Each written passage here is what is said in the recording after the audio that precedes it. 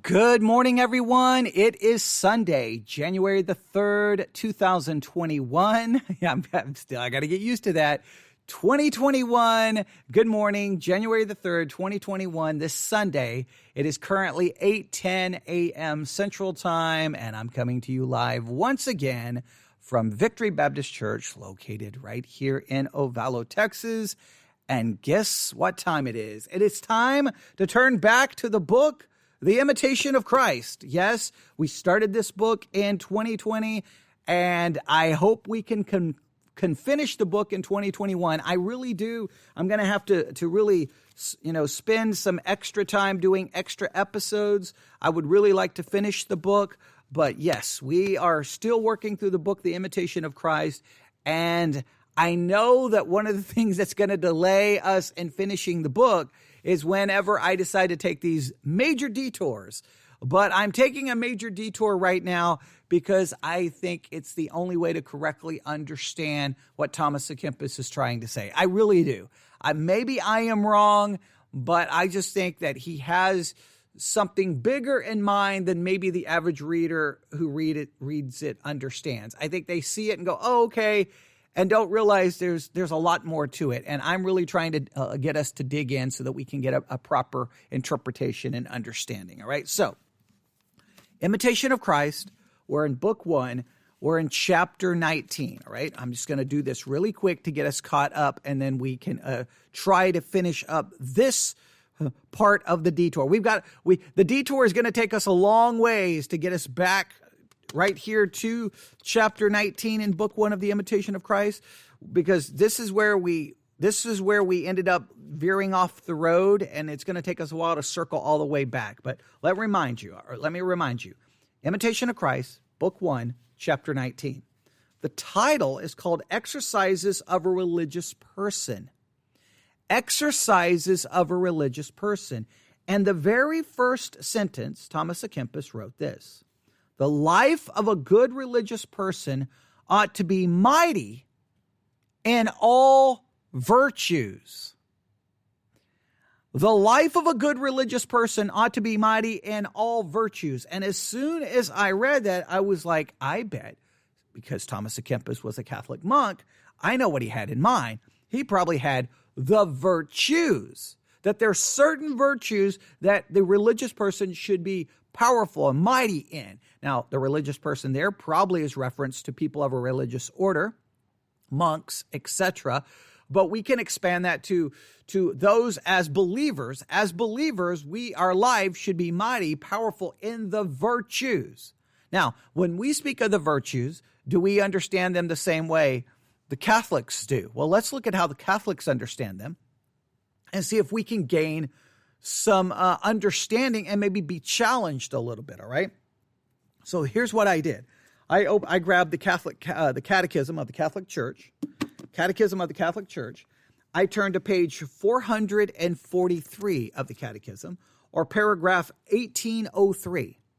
Now, paragraph 1803 begins to introduce the subject, but if you jump down to paragraph 1805, which is still on page 443, you'll read these words: 4 virtues play a pivotal role and accordingly are called cardinal.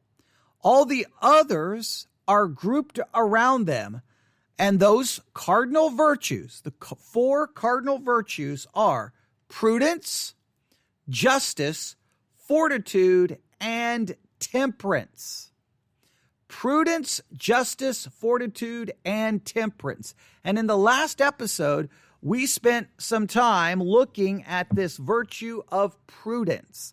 Now, I'm not going to go back and repeat everything we said or read everything that's here in the Catholic Catechism in regards to the virtue of prudence. What I did is hey, let's grab the Blue Letter Bible app. Let's grab the concordance, and let's look at, because look, here's the thing. The Catholic Church can say, hey, prudence is this very important virtue, and all religious people need to be mighty and strong in it. That's one thing. So what we need to determine is, is the virtue of prudence, of being prudent, is it a scriptural one? And if it is, maybe it's one that is often overlooked in maybe Protestant churches. Maybe we don't spend a lot of time talking about the virtue of being prudent.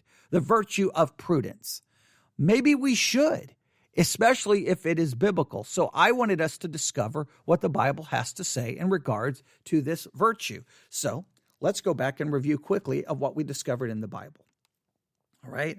I'm going to go through these quickly. All right. I got the Blue Letter Bible app. I'm opening up and I'm doing a search for prudent. And we find that it occurs in 24 verses in the King James Version of the Bible. All right.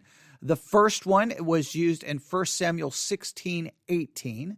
1 Samuel 16:18. Ultimately, this is referring to David, all right, who's cunning in play, a mighty valiant man, valiant man, not violent, valiant man, and a man of war, and prudent in matters, and a comely person, and the Lord is with him. That's 1 Samuel 16:18. So we have David being described as a prudent person, all right?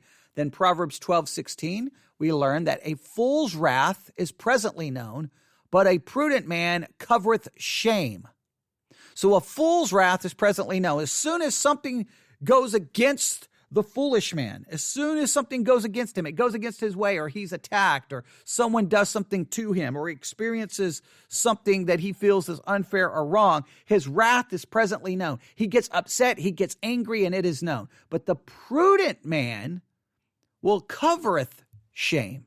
He may overlook the injustice. He may overlook the infraction. He may overlook the wrong. Well, that's that's convicting right there. Maybe we need more prudent people inside the church, right? Maybe we need more prudent Christians, all right? So maybe this is a virtue we need to think about. The next verse was Proverbs 12:23. A prudent man concealeth knowledge, but the heart of fools proclaimeth foolishness. Maybe there's a time that we don't need to share what we know. Maybe there are times we don't need to let everyone know that we know and how much we know. A prudent man concealeth knowledge, but the heart of fools proclaimeth foolishness. Proverbs 13:16. Every prudent man dealeth with knowledge, but a fool layeth open his folly. We need to operate from a position of knowledge. That's the prudent man, not from folly or ignorance. Then I stated this one incorrectly at the end of the last episode. I said Proverbs 14:18. It's actually Proverbs 14:8. Proverbs 14:8.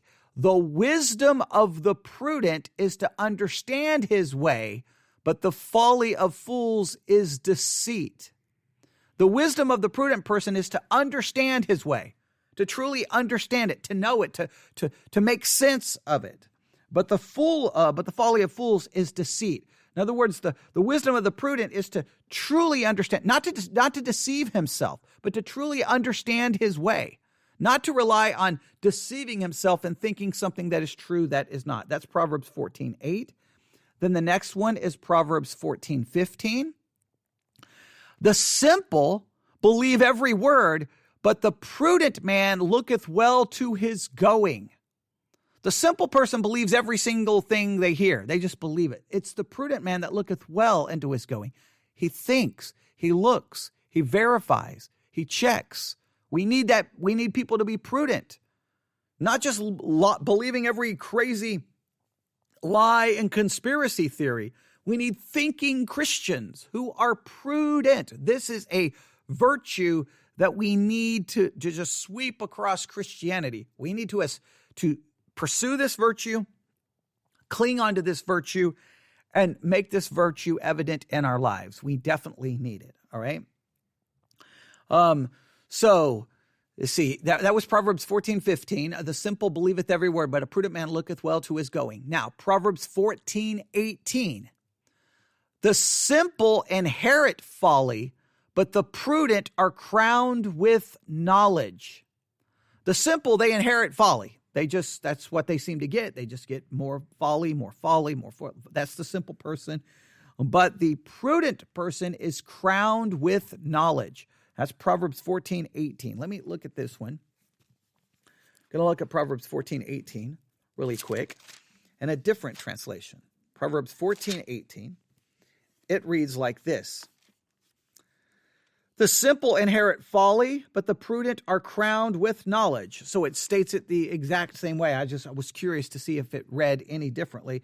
That the idea the prudent is crowned. That's the idea of the prudent one. He's going to be crowned with knowledge because the prudent person is going to be looking into things, researching things, trying to find the truth, and they're going to be crowned with knowledge, not folly, not foolishness, not ignorance, but knowledge, because the prudent person is one who's calculated, thinking, looking, researching, finding truth. We need Christians that way, all right? So that was Proverbs 14:18. The simple inherit folly, but the prudent are crowned with knowledge. Now, Proverbs 15:5.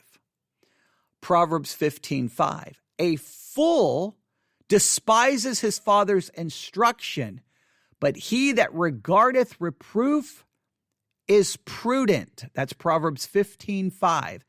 A fool despiseth his father's instruction, but he that regardeth reproof is prudent. Now, how well do you handle and regard reproof?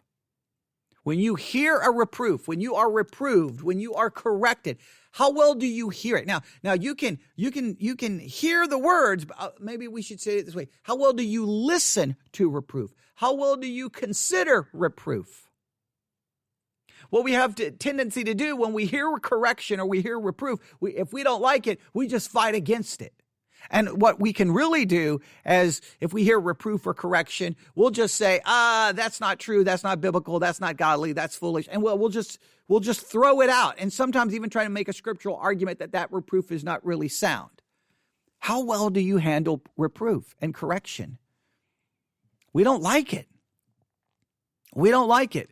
And I love the fact that verse in Proverbs 15:5, it contrasts the way the prudent man regards reproof with basically a fool despising his father's instruction.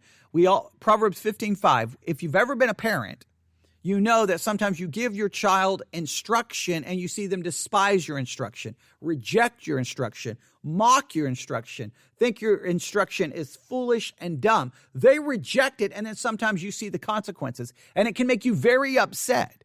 But you have to then turn and see in the face of your child and the way they respond, see yourself and how you deal with godly reproof. Sometimes we're just like that child. Rebellious, foolish. We do the same thing. We don't want to be reproved. We don't want to be corrected. We don't like it. We get mad. I've been there. You've been there. That's Proverbs 15:5. A fool despiseth his father's instruction, but he that regardeth reproof is prudent. Next, Proverbs 16:21. The wise in heart shall be called prudent, and the sweetness of the lips increaseth learning. The wise in heart shall be called prudent, and the sweetness of the lips increaseth learning.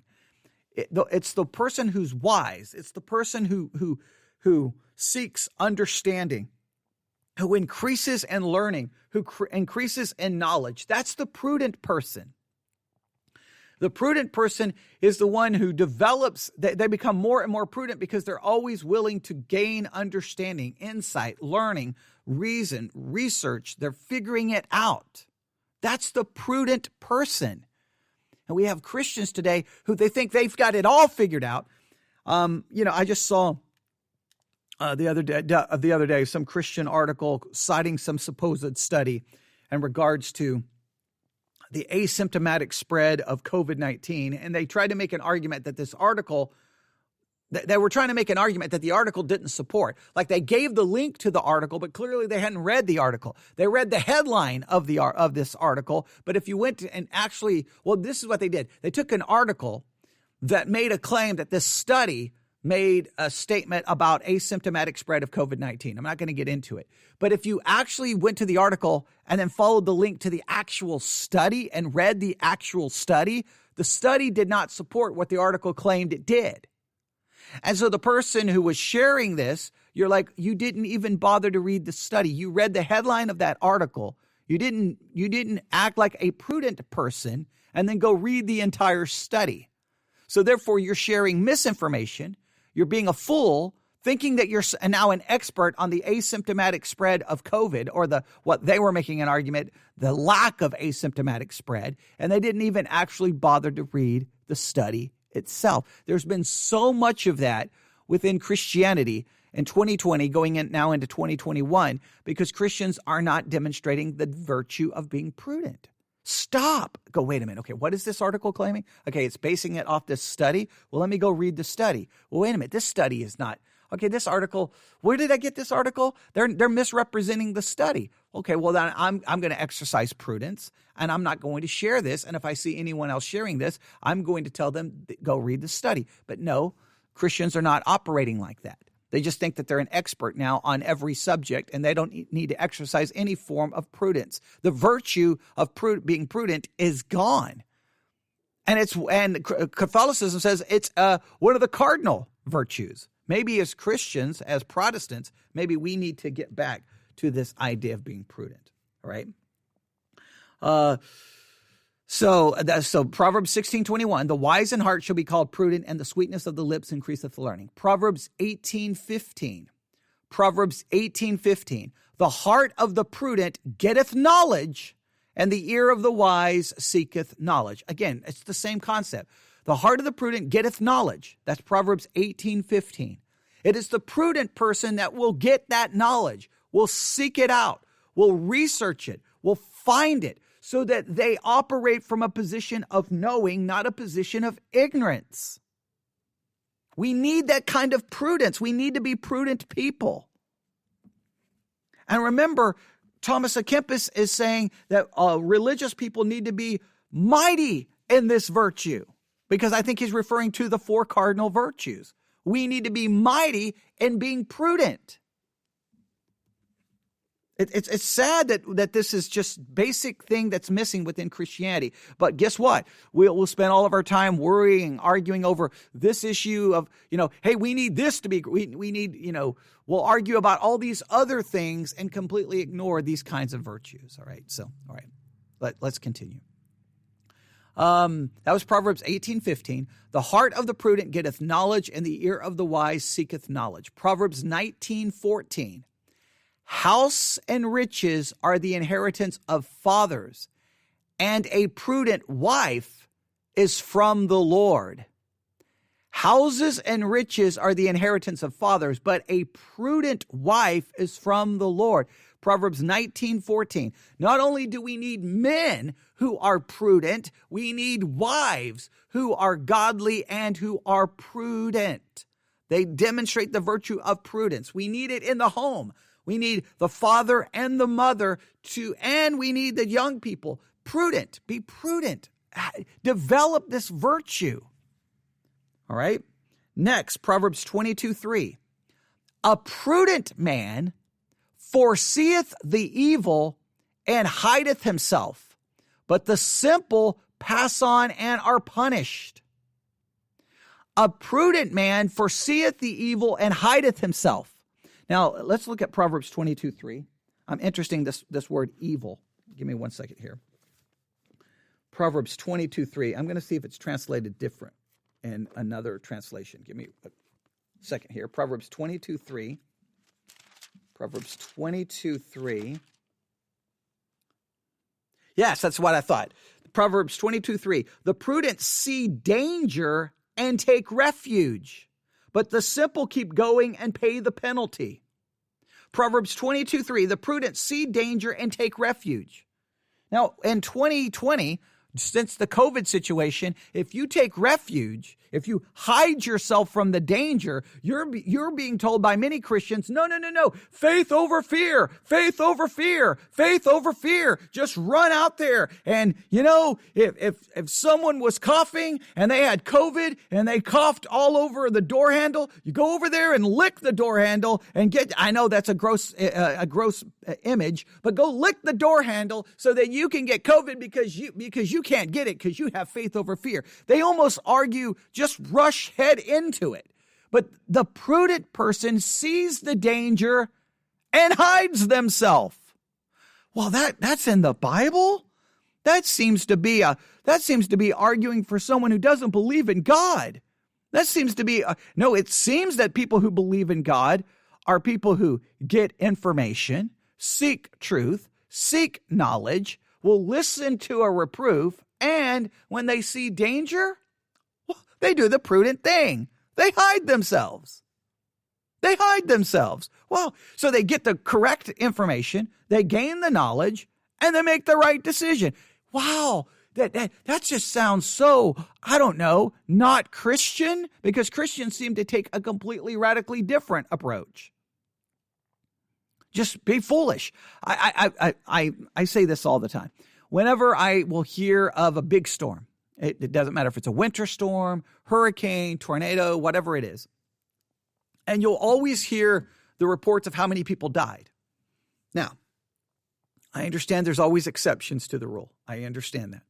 But so many times I am dumbfounded at how some people die in the news reports, because it would be like, wait a minute, how did you die? You were warned for 14 hours that the storm was coming, and it's like, and then you'll hear like it'll be like talking to a family member or someone who died. They'll be like, the storm just came out of nowhere. We weren't prepared. I'm like, how are you not prepared? You live in Chicago. Like, I'll give you this one example. One year, I kept hearing all of these reports about this massive winter storm that was going to hit the Chicago area, and that it was going to hit right during rush hour. And that they were saying you need to take precautions. You don't want to be caught in this. And then the storm hit. And then right there on the news, I don't know what highway it was in Chicago, but it looked like an apocalyptic movie. There were all these abandoned cars, hundreds of them just on the freeway. And then there were reports of people freezing to death, dying because they got caught in it. And literally, when they interviewed people, it came out of nowhere. What do you mean it came out of nowhere? I live in Texas, and for like 2 days, I kept hearing about this giant winter storm that's going to hit Chicago. And then early that morning, I kept seeing all of the reports that, hey, it's going to hit during rush hour. How could I know in Texas the danger was coming, but you live there in Chicago, and for some reason you had no idea the danger was coming? You know why? Because here's what people do. They're so prudent. They're so prudent. You know what? I don't want weather alerts on my phone. That's irritating. I'll turn that off. I don't want any news alerts. I'll turn that off, because the only alerts I want is I want to know if someone posted something on Facebook about what they had for supper. I want to know if someone posted a cat video on YouTube. They want to know all the frivolous, useless information, but the meaningful information, they don't have a clue.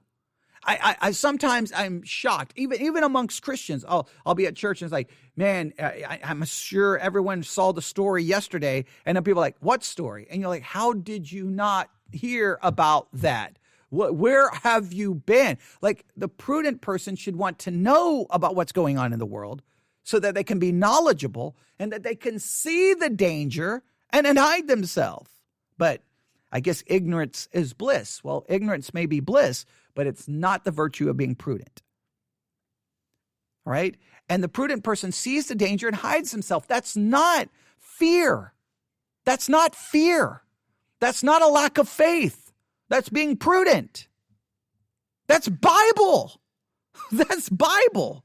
The prudent man seeth danger, seeth evil, and hideth himself. Man, maybe we need to post that everywhere so that Christians can read that. Proverbs 22:3, a prudent man foreseeth the evil, foreseeth the danger, hideth himself, but the simple pass on and are punished. They just walk right into it, and they experience the consequences. Now, yes, you could apply this to, we foresee evil. We could apply this to sin and dangerous things for our spiritual life, and we hide ourselves from that. And the simple are passed on, but it's also referring to danger. Now, we could do a little work. In fact, let's look here. Proverbs 22:3. I'm going to go back. I'm going to go to the Bible view here. I'm going to go to the interlinear. The evil here is the word, it's this Hebrew word. The word evil here is this Hebrew word. Strong's H7451, ra. And second entry, ra.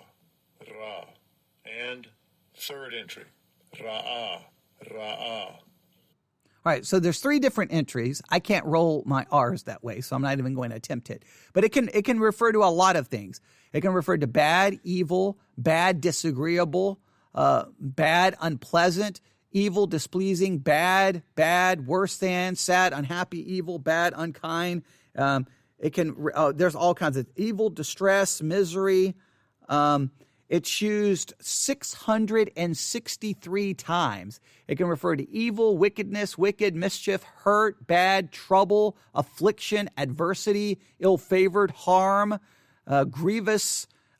It can refer to all kinds of, there's a lot of different ways that this can be used. So we can say that there's a lot of ways of looking at this. This is the way I would say it. There's a lot of ways of looking at this. That we see the bad, the evil, the wicked, but we see the difficulty, the affliction, the trial, the danger, whatever. The prudent person sees it. They see it, and then they take the necessary precautions. That's the prudent person. And it just seems bizarre that virtue of prudence has been almost downplayed in the midst of a global pandemic. Right? Because we don't only do we don't see the danger, we deny that the danger is even present, which is that's definitely not the virtue of being prudent. All right, so let's go back here. The idea of prudent. Let's see here. That is Proverbs 22:3. A prudent man foreseeth the evil and hideth himself, but the simple pass on and are punished.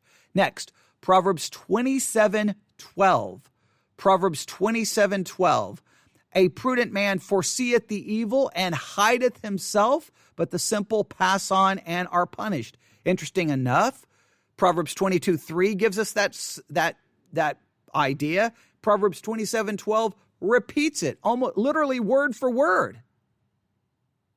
I think it's literally word for word. So a prudent man foreseeth the evil and hideth himself, but the simple pass on and are punished. That's Proverbs 22:3 and Proverbs 27:12. It's repeated twice. God wants us to understand that's the virtue of being prudent. Okay? Then Isaiah uses the word here a number of times.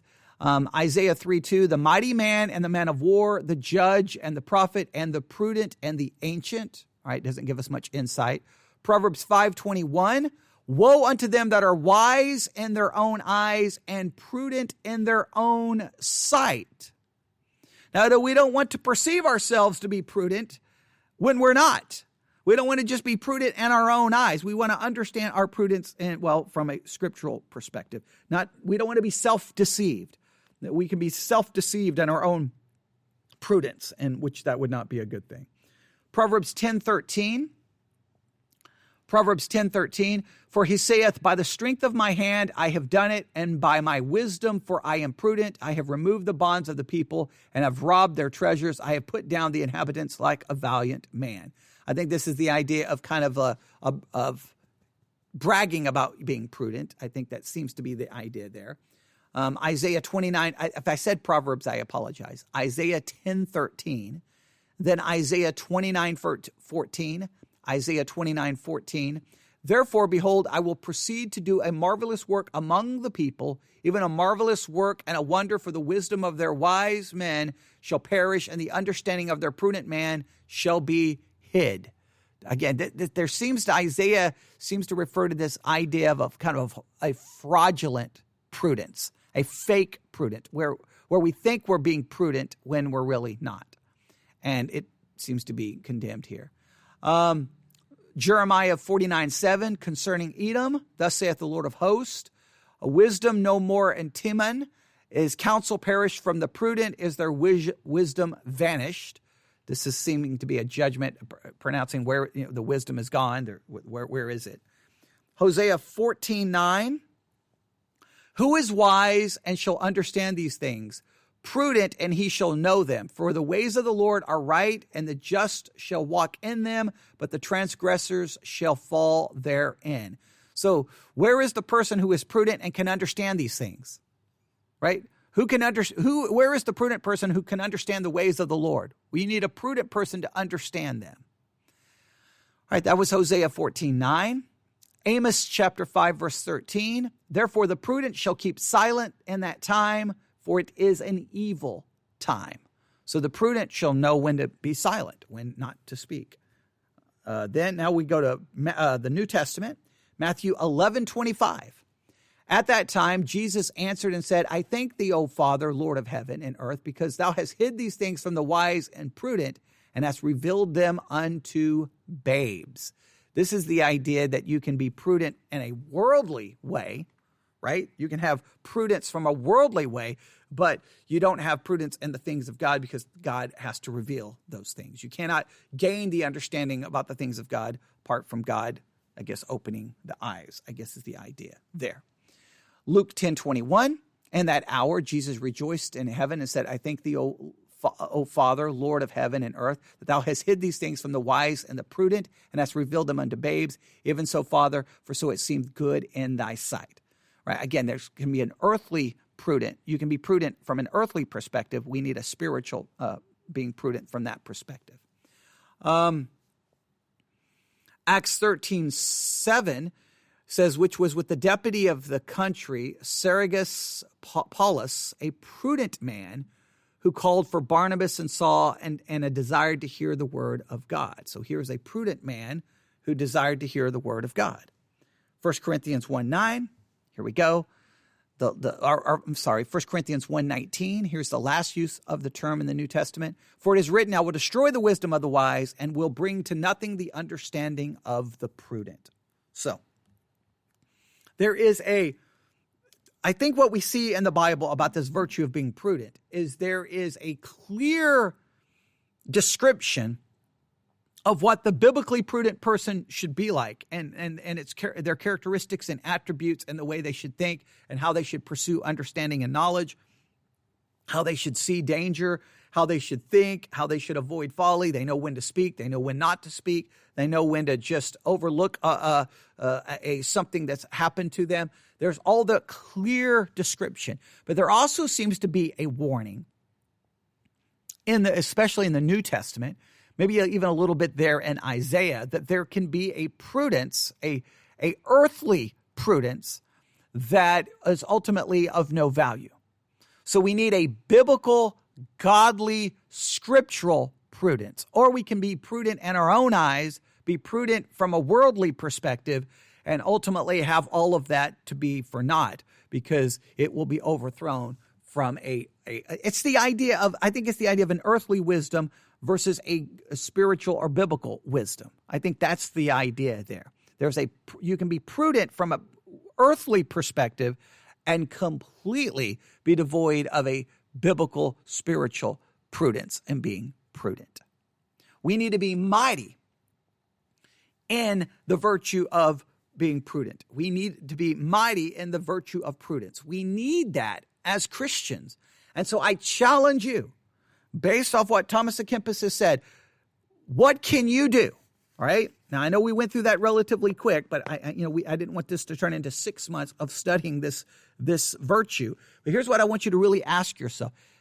Really rate yourself from a scale of 0 being you don't have any prudence, you're not a prudent person. It's just completely your life is just completely missing it. 0 and 10 being you are the prudent person. You are the model. You are the example of being prudent. Where would you rate yourself? 0 to 10. Where would you rate yourself? Be honest. And then ask yourself, what can you do to become mighty and strong in the biblical virtue of being prudent? It's a biblical virtue. Doesn't matter that the Catholic Church calls it one of the cardinal virtues. It's biblical. It's biblical. We need this. We need to be prudent people. And this is what I'm going to do. To help you start thinking more about biblical prudence, what I'm going to do is I'm going to pick some of the verses that we just looked at about prudence, and I'm going to put them on the VBC, the Bible Memory app. The Bible Memory app, if you download the Bible Memory app, do a search for VBC, find our group, join it, and we'll start 2021 with memorizing some scriptures on being prudent, right? Because we really, really need to get this virtue. I believe it's lacking. I believe it's lacking in my life, your life. I believe it's lacking in most churches, and we're going to need to be prudent people going into 2021. We needed it in 2020. We failed. Okay, what we failed miserably as the church of Jesus Christ being prudent. There was a lack of prudence. In fact, in many cases, it seemed like the world was more prudent than we are. And that is embarrassing. We need to be the example of biblical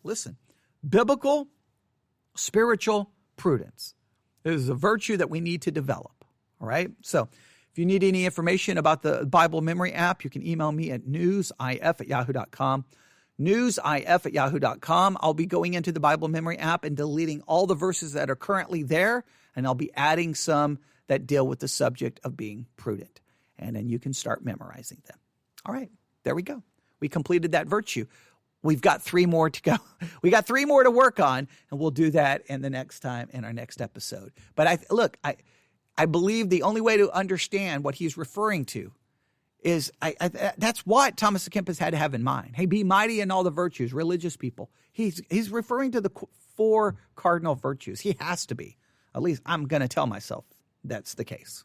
All right, we'll stop right there. Everyone have a great day. God bless.